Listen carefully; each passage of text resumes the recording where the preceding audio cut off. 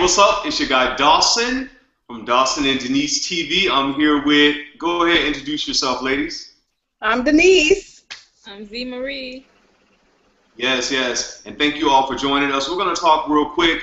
I don't know if you all watched this this episode of Iyanla Van Zant Fix My Life, and actually it's going to be 2 installments of Iyanla Fix My Life involving 34 installments. 34 installments. Exactly. It's going to be involving a father who has 34 children from 17 different women. This father's name is Jay, and basically on this first episode, we get to know a little bit about Jay's background, having been involved in some trouble in his youth, having conflict with his dad. His mom said some issues, how she couldn't really give him the love because she was broken. So he did come from a home with both mom and dad there, which sometimes really doesn't mean, you know, it's good, but it, you know, it doesn't always make everything work out perfect. But to be a man, to have 34 kids, 17 different women, and we're going to find out that some of the women are still sleeping with him. What do you ladies think about this episode of Iyanla Fix My Life? So basically each of them have 2 apiece. If we're going to do the math, just round it on off, or just... Something like that, something like that. Some might have 3, some might have 1. Exactly. But yeah, that's the average. You're right. You're right, Denise. Yeah. So what do you all think about this particular episode? Being this man to have, you know, 34 kids from 17 different women. That's a lot. I don't think anybody want to know what I really think. So no, yeah. We want to know. We want to know. Funny, Give my 2 kids, not my 2 cents. This was kind of normal back, well, not 34, but back in the days, I know grandparents that had 20 kids. So it used to be like between 11 and 20 kids. That was the norm. Yes, but grandma and granddad may have had a few outside children, but not to the tune of this, like 17 women. Granddad might have had 2 women. We can't even say 1, right? Maybe he had 2 extra women. Like I said, I'll just keep it really simple. Dawson, you started out saying that he came from a broken home, even though there were 2 parents there, because obviously we know the quality of the parents and of the circumstances, what matters. But I just think that that may have been a circumstance of his life, but really there's no excuse, because as you told us, and we could see on the website where he says he didn't get a vasectomy because he didn't want to. I mean, right then and there, that cancels anything that happened in his past, because that he had actually an opportunity to go a different route and he chose not to. But it's interesting to me in terms of a vasectomy, because I'm not sure if that's medically on like approved on someone's benefits. So it was interesting to me that she even asked that question, because vasectomy sounds like a middle class word. So I was actually surprised that she even asked him that. And his answer is even more shocking, because I don't know, I'm just not of the mind where I could tell millions of people that, because that is just utterly foolishness. When I had 50 kids, but right now at 34, I'm good. I mean, and like I said, I don't want to say too much, but because I'm so like mad about this that I don't want to say. It's not my life, so I'm not mad, but I have so much judgment right now that the last thing I'll say to keep it progressive is, I used to teach children, and I know how dumb some of these children are. I know how some of them don't even have their hair combed. I know how some of them don't even know what a hug is. So that's where my anger, my judgment is coming from. Just the foolishness. You keep bringing up these kids who can't contribute anything to this damn world. In fact, they taking things from other people who in this world. Yep. So I'm just gonna try to shut up, because like I said, I'm full of judgment over here. Yeah, I totally agree. And on this episode, we see Jay, as Iyanla tells him, she walks him, first the scene with his father, where the father says, you came at 15 years old and you took my guns. And the father was really upset, like, how could you allow these gang members to come in the house and take my guns? And Jay was like, I was only a kid. And the father was saying, I kind of lost respect or love for you at that point, because he felt violated. And Jay was like, I have all these kids, and not one point will I lose love for them. And Iyanla was like, we're not going to do that. We're not going to go there. We're not going to go there because you're doing the same thing over again, which basically she was trying to deal with his pathology of how he has always handled his anger, his when he's resisting. Because some people keep resisting and going through the same thing over and over again with their parents. And what we have is baby boys, mama boys, little girls stuck in, grown women stuck in little girls' bodies because they've never been raised, and they still want answers of why mama didn't love me, why did daddy leave, and all this kind of stuff. And some of those answers you may never know, but you can't stop your life because you don't know. And so that. And at what point do you meet someone, and at this point, let's just say you had 21 kids, you meet a lady and you say, oh, I have 21 kids. Oh, okay. And I stayed, you know what I mean? I stayed, I made 22. But when I was growing up, I grew up in the hood in the projects, and I grew up, I used to hang around my uncles and aunts and stuff like that, and a lot of them had kids, not this many. But it was always said in the projects in the hood that a person who had a lot of kids, for number one, either they just didn't believe in using condoms, or that the sex was good and they just didn't pull themselves out. So I'm thinking this thing, he got 17 different women. These women got to be talking. And, girls, let's be honest, be like, I'm with him and the sex is good. And, when I have clients like that, it's like, come on, you're on your 7th kid. You already having a hard time. Why would you go and have another kid? I don't care how good the sex is. I don't care that you say the condoms keep popping. Man, you're bringing life into this world from, a couple minutes of pleasure that you can't take care of. And you're not only impacting your life, you're impacting that child life, which, like Zahara stated, will impact our life when you don't raise them up correctly and they rob people. Emotionally, you're not available anyway, because I'll take the emotional part over the finances any day. We could get that, but you're not even emotionally available for this. Exactly. Not emotionally available, and in many cases not physically available, because we've heard situations, and I know you all have friends, where people say, well, my life would have been better if I would have had a father. I had a colleague say that, he got in some trouble with some kind of thing, and he said, well, you know what, I didn't have the best childhood. I didn't have a father. And I'm like, come on, dude. At your age now, we can't keep saying that. It's like, come on. Everybody didn't come from a perfect. Some people lost their parents through death. Some people were raised in the foster care system. Without some of their parents. So you can't, you know what I'm saying, you can't even blame that on that. Mm-hmm.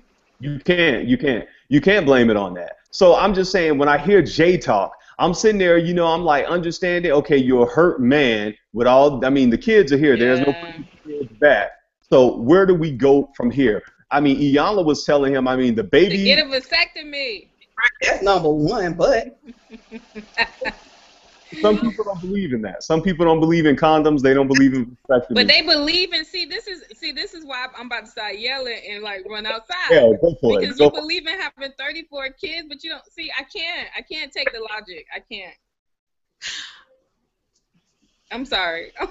No, I understand, but let's be real. Some people don't believe in abortions. They don't believe in contraceptives. They don't believe in getting a vasectomy, because they feel like, hey, if God wanted me to have the kid is supposed to be here. But exactly. That goes into a whole nother thing that, okay, why aren't you just with this one woman and just have, would it be different if it was, well, I don't think you could have 34 kids with one woman, but is she real? Exactly. But is it the fact, I'm sorry. Is it the fact that, the whole situation is messed up. 34 kids, that's a big, whoa. And then from 17 different women, we're looking at the women and saying, why would you? I was saying, why would y'all? Because they had to know each other. Somebody had to know somebody, even if it was in another state. Social media is too big for that. And even if it was in the early 2000s or late 90s, his kids, some of them are teenagers. Somebody had to know. Come on, dude. You already. And I'm not being shallow, but I'm being shallow. He didn't even look that good, so it's not even about the look. But let me there, so I can have the 36th child for you. Okay, but as a man, let me tell you, women are now looking for somebody to be there emotionally. There are some women who will carry the bills, carry everything, just to say they can have a man. It don't matter. Different case, but he's not there emotionally because he already told his story. So I'm quite sure that it's not about him being there emotionally for them. Okay, well, let's not even say emotionally. Some women just want it there for sexually, or just to say, or some women may like to have that 17 women he going back and forth and still sleeping with some of them, as we're going to see on the next installment of this on Iyanla Vincent.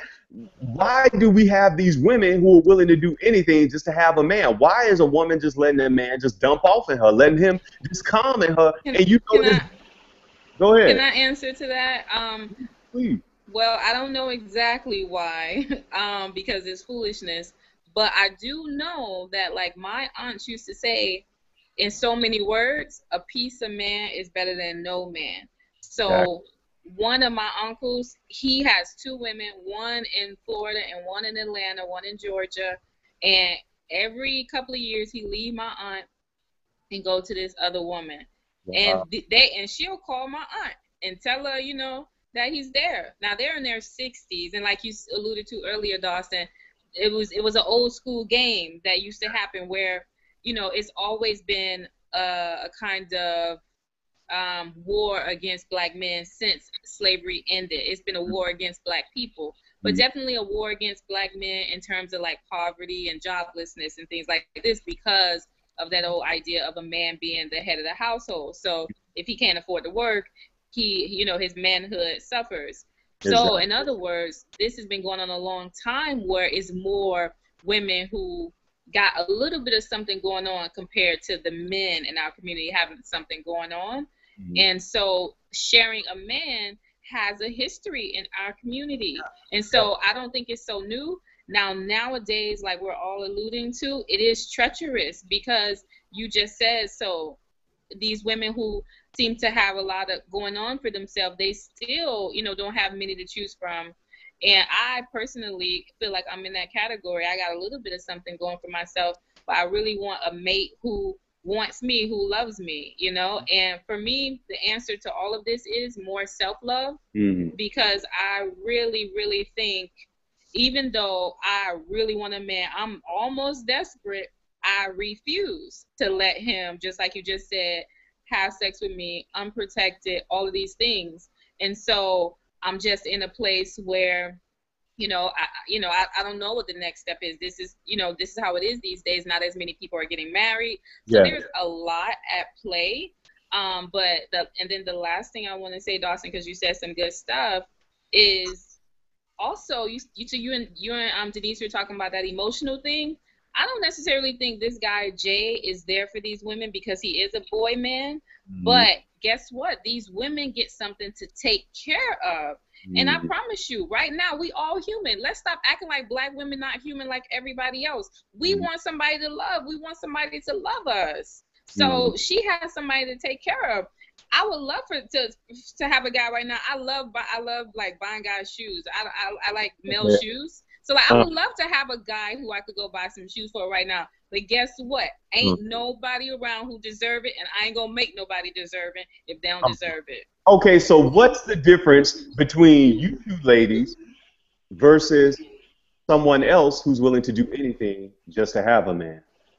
And there are a lot of girls like that who are willing to have. Like Tara said, self-love, and it took a minute to get there, because I'm not gonna sit here and say I didn't make mistakes. I'm not gonna sit here and have to play a game or two. That's not what I'm going to do. But or make a desperate move or two, right? Right, Denise? There's been a couple of desperate moves. Yeah. But it got to the point where you live life and you learn. And you don't accept it anymore. Okay. Well, what we're seeing now is that a lot of people are not learning, and we're going through the same things over and over again. And while I'm hard on Jay, and I'm hard on the women too, because at the end of the day, that is your vagina. At the end of the day, a woman got to realize, and like you say, I realize women want to be loved, they want all of this, white, black, Hispanic, Asian, whatever. But at the end of the day, if you're not being raped, you got to take responsibility for your vagina. That's your vagina. Oh, yes. All that kind of thing. And so I'm not going to sit here and paint Jay like he's the bad man, he's the big bad wolf. Yeah, you a man who had all these kids, and you're going to have to deal with that, and you also going to have to hear from those kids. But women have got to take responsibility, too, with who they sleep with. Ask those important questions. Look at his history. Does he know how to pay bills? Is he mentally okay? I mean, his sexual, I mean, people don't really give. You're going to produce a seed that's going to be half of him? Right. Yeah, yeah. But that is happening so much, which is why this particular episode is really like probably getting most ratings for Iyanla, because so many people, black, white, Hispanic, and Asian across the board can relate to it, can relate to having, you know. I was telling you earlier that I hate then you're the mother, your daddy ain't ish. He ain't never going to be ish. But you knew that, though. You knew that. Yeah. And now why are you doing this to your son or your daughter, telling them that half of them basically ain't shit? Mm-hmm. Right. And That's an excellent point. Yeah. We have that in our community. We have that where people are telling people they're not anything. And, like, let's deal with the hurt pain he feels, because we're going to go on another topic in a minute.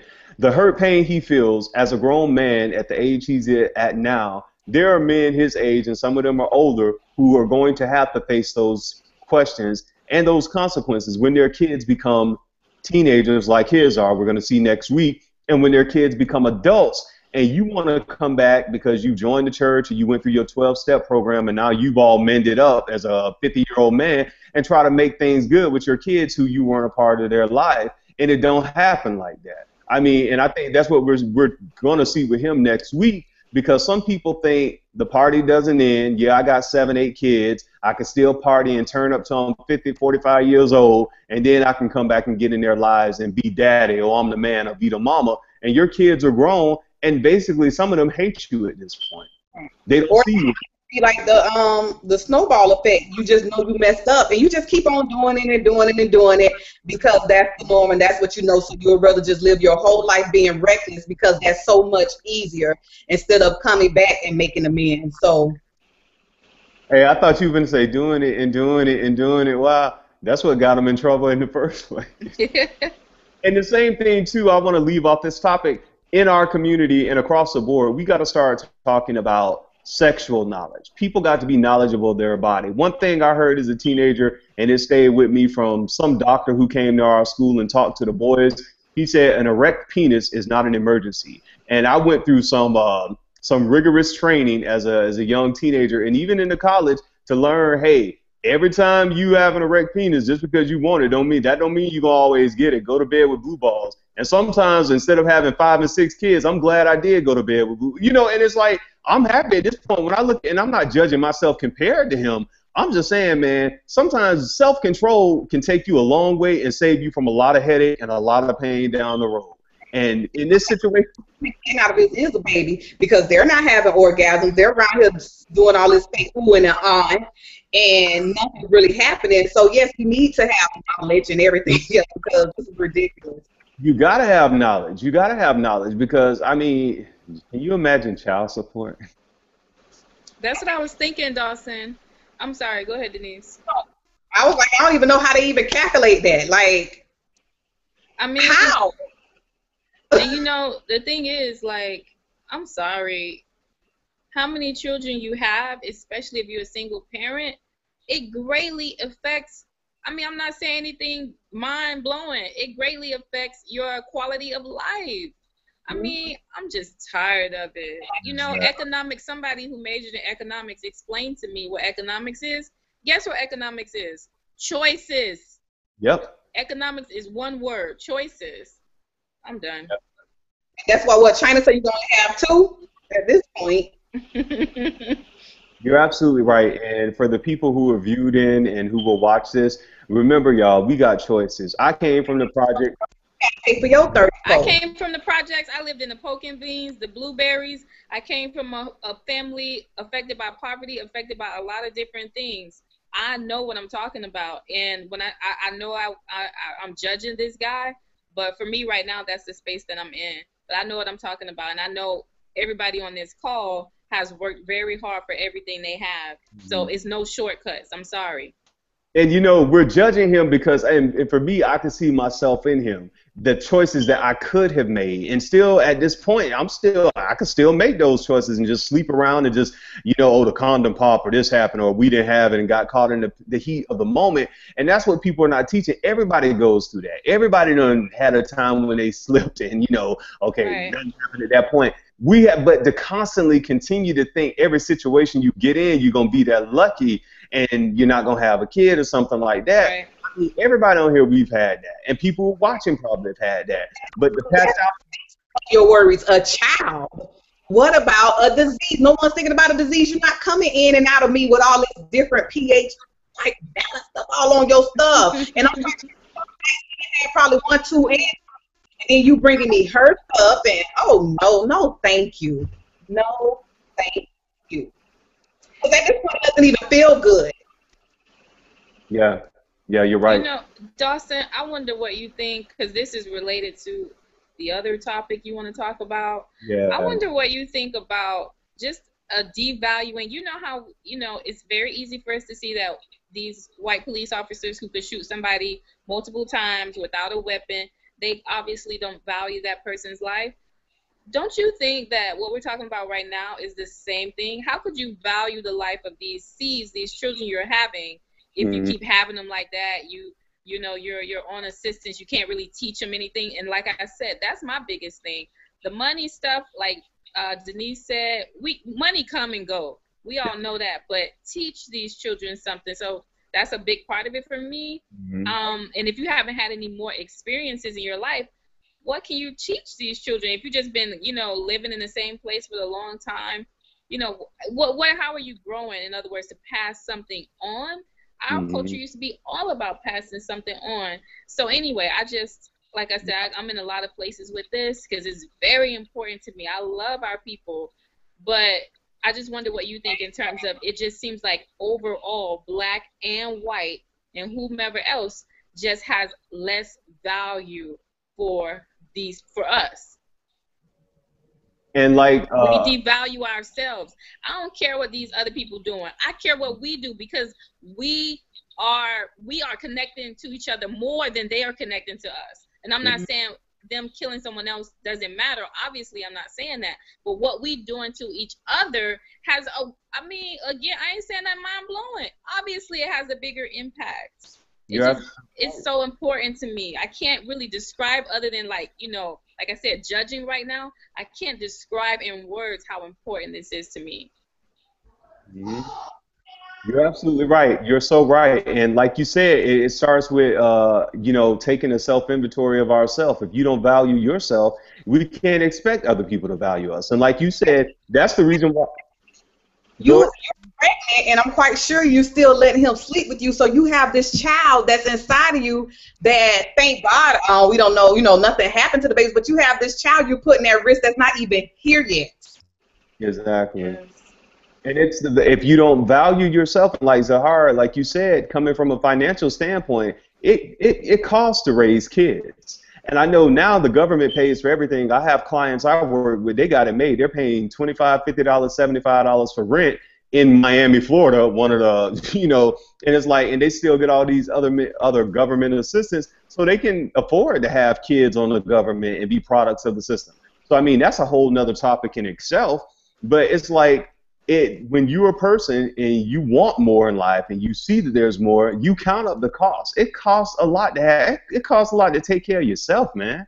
And it's like, why would you want to put these kids in situations where they're running from pillar to post, or different men are, you're here with him, and different things like that, or the kid, and you put the kids at risk too. I mean, it's crazy, because you put DCF, where Department of Children and Service can come and see if you can't take care of your kids. They'll pull your kids out of the house. I mean, so people are not thinking about the kids. Yeah, it doesn't matter. Would you say? They don't care as long as the man's still there. Girl, Dawson and Denise, when I tell y'all what we saying on the phone, it's even worse than what we saying right now. My mom works at a group home. Dawson, you already know all of these children who the parents can't, they had to get out of the parents' care because the parent wasn't caring for them. These children are on all kind of medication for emotional, physical it's so bad. I'm telling you, it's Overwhelming. not, it's crazy. And I just wanted to say this because I'm seeing a lot of things that are talking about the problem. Here's a quick thing about the solution. My mom raised us single parent. My mom worked 2 jobs for as long as I can remember. We moved from pillar to post, pillar to post, pillar to post. We kept moving. My mom got in a program that helped her with her pay a down payment on a home. She saved, worked her 2 jobs, finally got a house. She has 2 houses right now, very, very big houses. One house is an 8-bedroom house that she rents out here in Atlanta, Georgia. That's the model. If anybody is listening, wanting to know, well, how do I do better? First, it's going to be hard, and then guess what? It's going to get a little bit easier. And guess what else? Your 2 daughters just saw you do all of that, so they know what's possible. Yep. That is so true. We have a lot, like you said, we can get on the polices and we're going to keep doing our segments. You know, black people don't trust the police, white people, Asian, Hispanic. We're going to do all that and talk about the issues at hand. But we got to clean up house first. And there are a lot of things that we have to straighten out. And I'm just talking about black people in general. You know, there are some things we have to straighten out before, like you said, people treat you how you teach them to treat you. And if they see you don't treat yourself and you don't value yourself, what do you think is going to happen? What do you think will happen? Well, we got another topic coming up. Those who are viewing, stay with us, and we're going to probably come back with part 2 because Iyanla's going to talk to the children and to the women who he had. Some of the women he had, the 17 women, and the ones who are still sleeping with him. So we want to see what that's about. And bro, shout out to the OWN network because Oprah, we thought she was down for the count. Oprah bounced back and said. I didn't think that. I knew my girl was coming through. Oprah bounced back, man. So we'll be right back, and we're going to talk about our next topic. Until then, I'm your guy Dawson with Denise and Z Marie. Peace.